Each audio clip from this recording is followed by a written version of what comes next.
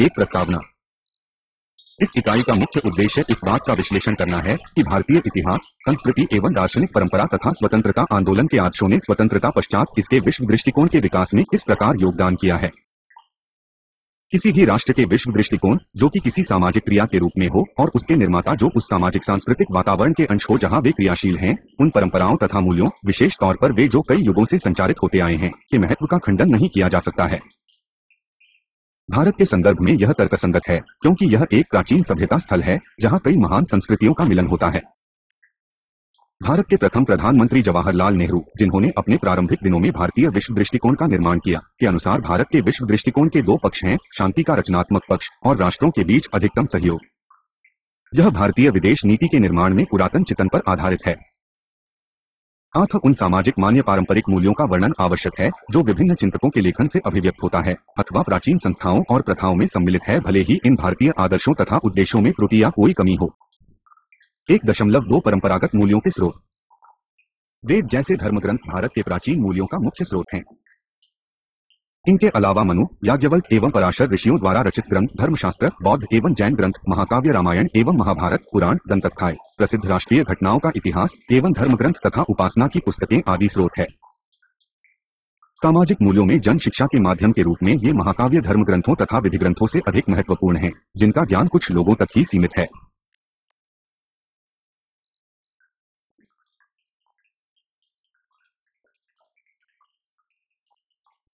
उपर्युक्त मूल्यों के परंपरागत स्रोत आध्यात्मिक, सामाजिक, आर्थिक एवं राजनीतिक जीवन जैसे मानव जीवन के विभिन्न पक्षों को छूते हैं, क्योंकि प्राचीन काल में भारतीय मानव क्रियाओं को सख्ती से विभाजित नहीं किया गया था।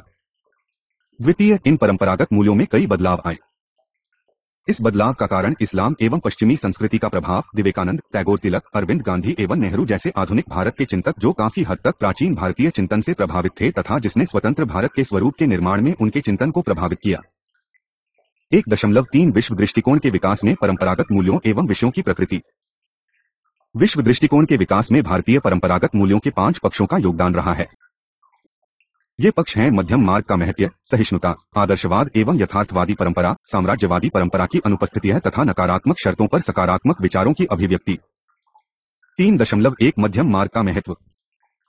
मध्यम मार्ग का महत्व भारतीय संस्कृति एवं परंपरा की मुख्य विशेषता है। जैसे संस्कृत की कहावत है, अति सर्वत्र वर्जायेत, अर्थात सदैव अति से दूर रहें। यह कहावत असीमता, अतिवाद एवं चस्मता की सोच के प्रति भारतीय दर्शन की घृणा को दर्शाती है। यह भारतीय संस्कृति में एक सूत्र की तरह चला आ रहा है।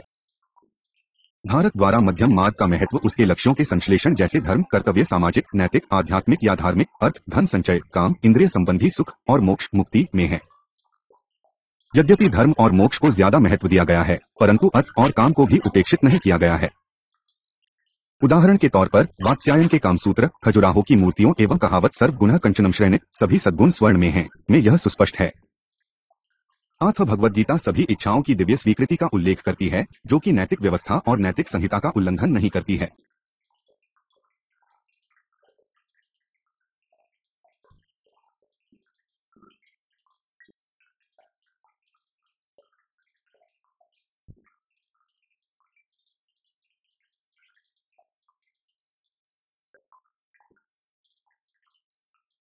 इस बात में मतभेद हो सकता है कि भारतीय इन आदर्शों को कितने व्यवहार में ला पाए हैं और जीवन को सामाजिक, आर्थिक एवं राजनीतिक धार्मिक व्यवस्थित अवस्था में पहुंचा पाए हैं, जहां दोनों लोगों इस लोक और परलोक का आराम पा सकें।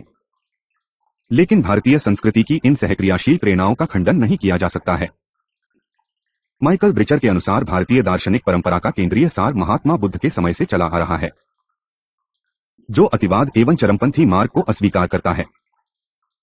इसके विपरीत यह दार्शनिक सापेक्षता, बौद्धिक उदारता, अच्छाई एवं बुराई के सहअस्तित्व पर बल देता है। संक्षेप में, यह समझौतों का मध्यम मार्ग का सिद्धांत तथा विरोधों से सहिष्णुता की बात करता है। नेहरू ने भी कहा है, भारत ने विभिन्न धर्मों को अपनाया और उनमें सामंजस्य स्थापित किया, यहाँ तक कि भूत में विज्ञान और धर्म के बीच विरोध में भी, और शायद यह हमारी नीति थी कि विभिन्न विरोधी विचारधाराओं में सामंजस्य स्थापित करें। इस प्रकार की सांस्कृतिक दार्शनिक परंपरा के कारण भारत ने शीत युद्ध के दौरान वो प्रतिद्वंद्वी अंतर्राष्ट्रीय विचारधाराओं, पश्चिम का उदारवादी प्रजातंत्र और सोवियत समतावाद के बीच का मार्ग अपनाया। व्यक्ति की गरिमा एवं नागरिक स्वतंत्रता का सम्मान, लोकतांत्रिक राजनीतिक संस्थाएं, कानून का शासन एवं आधुनिक तकनीक आदि मूल्यों के क्षेत्र में पश्चिम और भारत के बीच समानता है। इसी तरह सोवियत वितरण न्याय, उसकी उपनिवेशवाद एवं नस्लवाद के प्रति नीति और उसकी एशियाई मनोवृत्ति को भारत महत्व देता था। इसलिए भारत ने किसी भी गुट का पक्ष लेने से इनकार किया और अपने आदर्शों तथा हित के लिए दोनों से सहयोग करने का निर्णय लिया। सम्राट अशोक का स्मरण करते हुए नेहरू ने कहा, हम गुट की राजनीति, जो कि एक दूसरे की विरोधी हैं, से स्वयं को दूर रखते हैं। इन प्रतिस्पर्धाओं, घृणा एवं आंतरिक द्वंद्व के बावजूद हम आपसी सहयोग और एक विश्व राष्ट्रमंडल की दिशा की ओर बढ़ रहे हैं। मैत्री की इस नीति ने भारत को ऐसे विश्व में युक्तिपालन करने की स्वतंत्रता प्रदान की जो अपने विभाजनों में बंटा हुआ था। यद्यपि कुछ आपत्तियों के बाद बड़ी शक्तियों ने भी कोरियाई, इंडोचाइना, स्वेज एवं अन्य संकटों में भारत की तटस्थता की नीति को लाभदायक स्वीकार किया।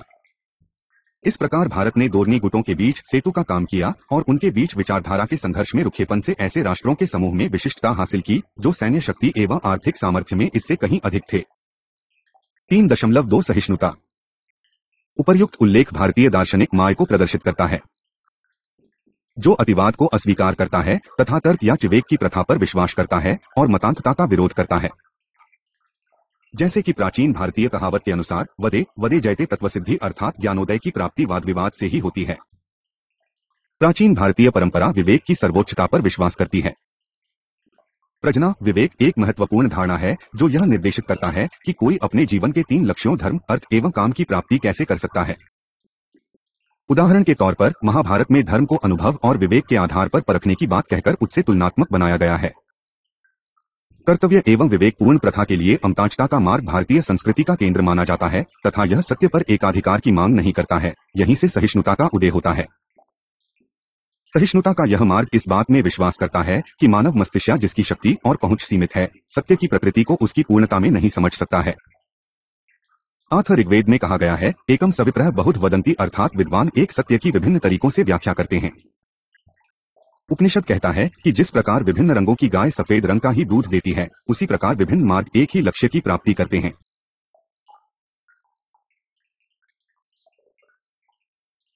यही कारण है कि जब पहले 47 ईस्वी में केरल पहुंचे तो वे न तो सताए गए न ही यहां से भगाए गए। इसी प्रकार जब प्रथम यहूदी लोग 70 में केरल पहुंचे तो उनका स्वागत किया गया तथा उन्हें अपने धर्म का प्रचार करने की स्वतंत्रता दी गई। इसी तरह से इस्लाम के उदय के साथ पारसी अपना देश छोड़कर 7वीं सदी में भारत पहुंचे तो उन्हें भी अपना धर्म मानने तथा प्रचार करने की अनुमति दी गई। सम्राट अशोक के राज आदेश पत्र भी सहिष्णुता की बात करते हैं। यद्यपि कुछ मुसलमान शासकों के शासनकाल के दौरान धार्मिक उत्पीड़न के उदाहरण मिलते हैं, किंतु मुगल सम्राट अकबर के काल में सहिष्णुता स्पष्ट थी, जिसने विश्व सौहार्द सुलह-ए-कुल की नीति को अपनाया था।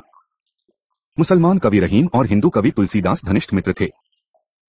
सम्राट शाहजहां के वरिष्ठ पुत्र दारा शिकोह ने उपनिषद का फारसी में अनुवाद किया था।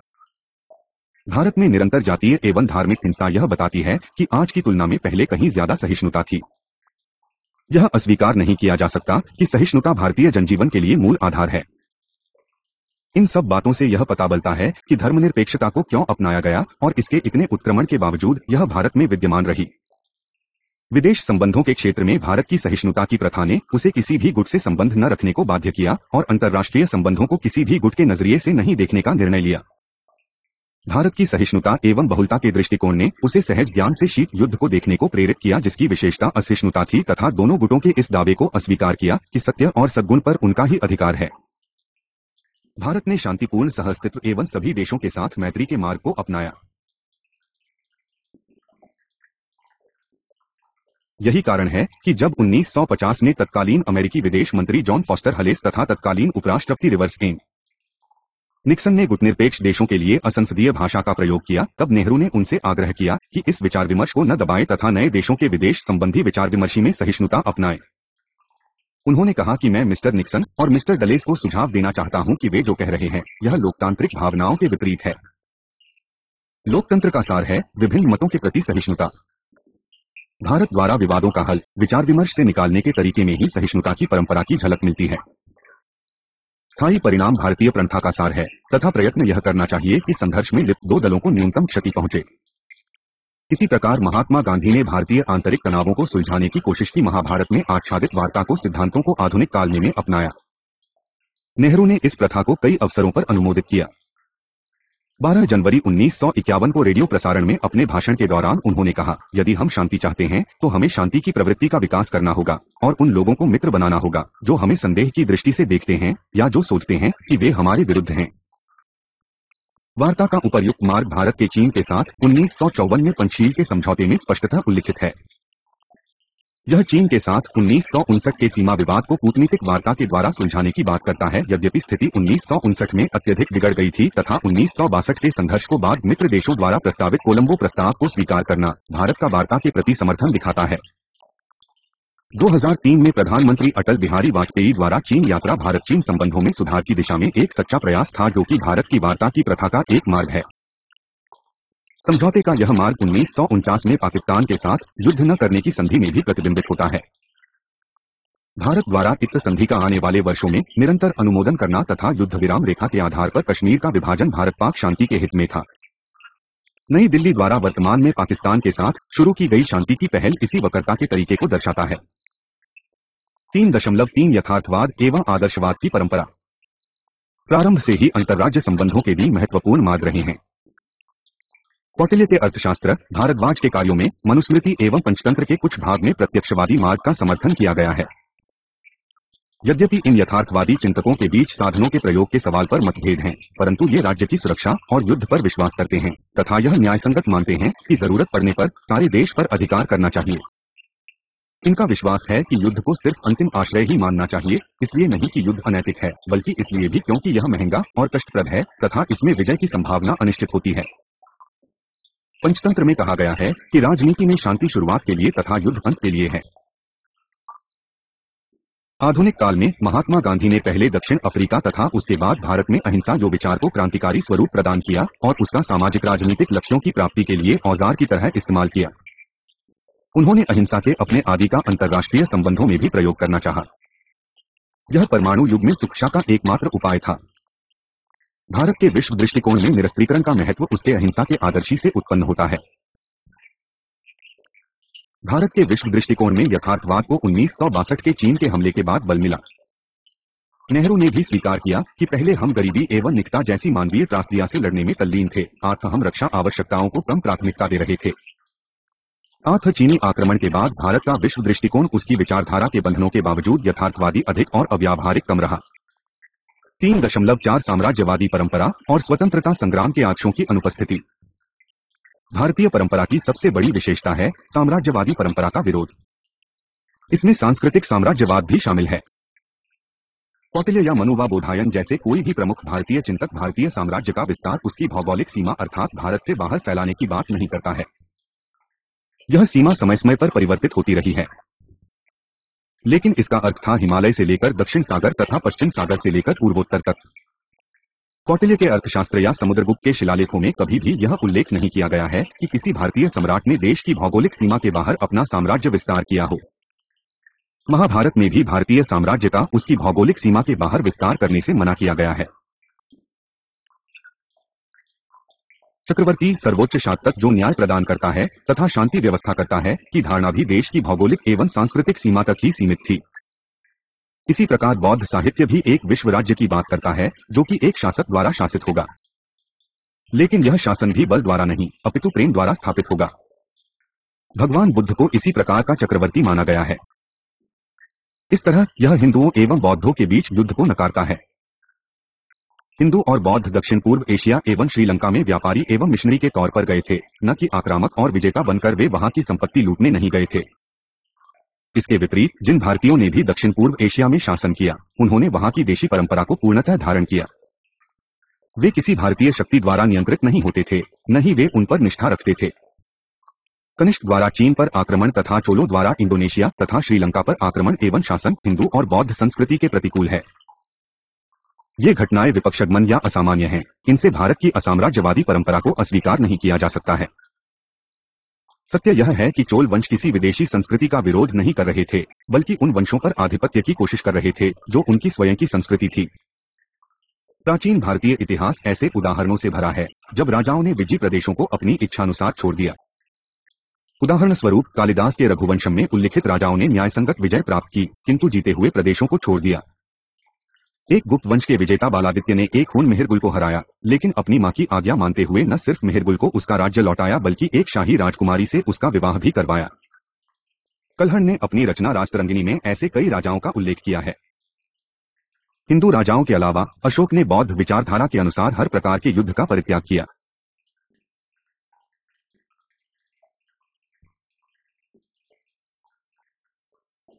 भारत के इतिहास में कभी भी साम्राज्यवाद का प्रयास नहीं किया गया। साम्राज्यवाद विरोधी परंपरा एवं भावना को ब्रिटिश राज के दौरान काफी बल मिला, क्योंकि भारतीय जनता ने ब्रिटिश साम्राज्यवाद से काफी कष्ट उठाए थे। आठ भारतीय राष्ट्रीय आंदोलन के नेताओं ने इस आंदोलन को समस्त विश्व के साम्राज्यवाद और उपनिवेशवाद के विरोध का एक हिस्सा माना। इस साम्राज्यवादी विरोधी परंपरा एवं संस्कृति के कारण ही भारत ने अपनी आजादी के पश्चात गुटनिरपेक्ष आंदोलन एवं पंचशील के द्वारा उपनिवेश तथा आश्रित क्षेत्रों की स्वाधीनता के लिए और नस्लीय समानता के लिए प्रबलता से कार्य किया। भारत ने आश्रित देशों की स्वतंत्रता संग्राम में जो सहायता की वह अब एक इतिहास बन चुका है। उदाहरण के तौर पर 1949 में नेहरू ने इंडोनेशिया की उप से आजादी के मसले पर दिल्ली में एक सम्मेलन आयोजित किया। भारत ने अल्जीरिया एवं ट्यूनीशिया को फ्रांस से आजादी तथा नामीबिया को दक्षिण अफ्रीका से आजादी के संबंध में संयुक्त राष्ट्र संघ को समर्थन दिया। भारत द्वारा 1972 में पाकिस्तान से जीते गए क्षेत्र को उसे लौटाने तथा 1971 में भारत पाक युद्ध, जिसके कारण बांग्लादेश का एक स्वतंत्र राष्ट्र के रूप में उदय हुआ, भारतीय परंपरा के अनुसार ही था। इसने भारत की आक्रामक परिकल्पना को रोका तथा इस बात पर बल दिया कि कोई संस्कृति या राष्ट्र अपने लक्ष्य की प्राप्ति के लिए अपने स्वयं का साध्य अपना सकता है। नेहरू ने कहा कि भारत का विश्व दृष्टिकोण उसकी प्राचीन परंपरा तथा इस धरती की संस्कृति के अनुरूप है। 3.5 अंतर्राष्ट्रीय कानून का अभिगम।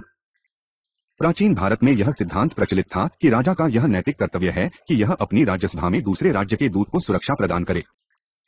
कोई भी अगर किसी दूत की हत्या करता है तो यह कर्तव्य के मार्ग से विमुखित होता है तथा नारकीय दंड का पात्र होता है। कौटिल्य का अर्थशास्त्र इस दृष्टिकोण का समर्थन करता है। रामायण में भी लंकानरेश रावण ने तब राजनयिक प्रतीक्षा का पालन किया जब उसने अपने भाई की सलाह पर श्रीराम के दूत बनकर लंका में आए हनुमान को न मारने का निर्णय लिया।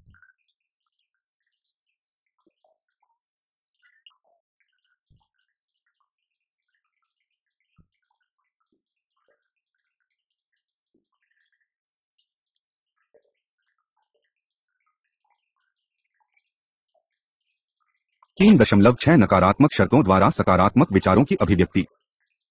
भारतीय इतिहास, परंपरा एवं संस्कृति ने ही स्वतंत्र भारत के विश्व दृष्टिकोण को ही प्रभावित नहीं किया, बल्कि गुटनिरपेक्षता ने भी भारतीय विश्व दृष्टिकोण को भी प्रभावित किया है। जैसा कि के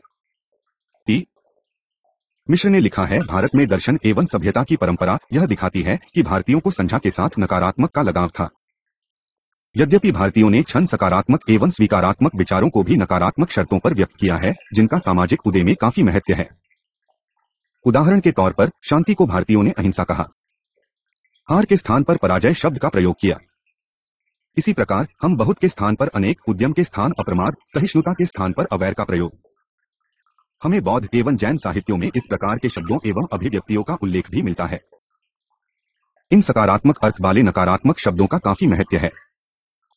नजूमा ने सही कहा है कि दूसरे देशों के लिए नैतिक निर्देशों को नकारात्मक तरीके में दिखाना असंतोषजनक एवं शक्तिहीनता या मजबूरी का द्योतक है, लेकिन भारतीयों के लिए जो कि नकारात्मक शब्द पर महत्व देते हैं तथा अनिश्चय का पालन करते हैं, व्यक्त करने के लिए नकारात्मक तरीके में एक अधिक सकारात्मक एवं सशक्त अभिप्राय है। नकारात्मक तरीकों की पद्धति का प्रतिपादन इस बात की याद दिलाता है कि विश्व सभ्यता के लिए भारत की एक अति महत्वपूर्ण देन है शून्य की धारणा तथा गणित के प्रयोग में इसका सकारात्मक मान। अगर हम बड़े पैमाने पर देखें तो गुटनिरपेक्षता की विषय वस्तु में भी भारतीय परंपरा की झलक दिखाई पड़ती है। गुटनिरपेक्ष शब्द यद्यपि नकारात्मक शब्द है, लेकिन उसका अर्थ अत्यंत सकारात्मक है।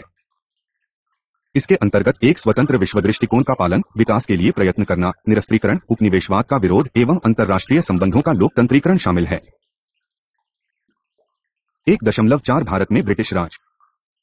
भारत में ब्रिटिश राज ने भारत के विश्व दृष्टिकोण की उत्पत्ति में 3 प्रकार से काम किया। प्रथम, इसने स्वतंत्रता के लिए राष्ट्रीय आंदोलन को प्रेरित किया, जिसके कारण भारत ने समस्त निष्ठ में पराधीन लोगों की स्वतंत्रता को समर्थन दिया। ब्रिटिश शासन वो गुण और दोष दोनों ने ही भारतीय राष्ट्रीय आंदोलन के विकास में योगदान दिया। जहां तक गुणों का संबंध है, संचार का जाल बिछाकर संचार की सुविधा प्रदान की, अंग्रेजी भाषा का परिचय, रेल का आरंभ करना तथा सामाजिक सुधार एवं सबसे ऊपर है भारत को एक प्रशासनिक तंत्र में गठित करना।